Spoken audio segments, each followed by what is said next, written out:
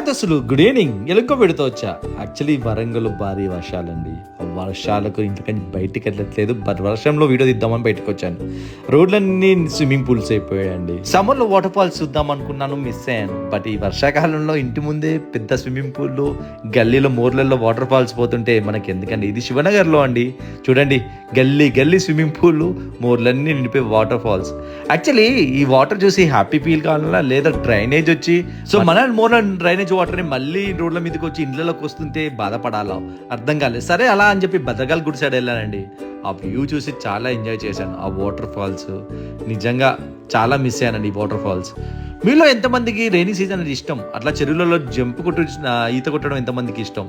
మీ పాత జ్ఞాపకాలు ఏమైనా ఉన్నాయా? గుర్తుంటే ఖచ్చితంగా కామెంట్ చేయండి. నాకు వర్షంలో తడవడం అంటే ఇష్టం, వాటర్లో ఎంజాయ్ చేయడం అంటే ఇష్టం. మీలో ఎంతమందికి అలా ఉన్నారు? ఎంతమంది మిస్ అవుతున్నారు? ఎంతమంది యూఎస్లో, యూకేలో, ఆస్ట్రేలియాలో ఉన్నారో వాళ్ళు ఖచ్చితంగా కామెంట్ చేయండి. సరే, ఫుట్బాల్ చూపెట్టండి. థ్యాంక్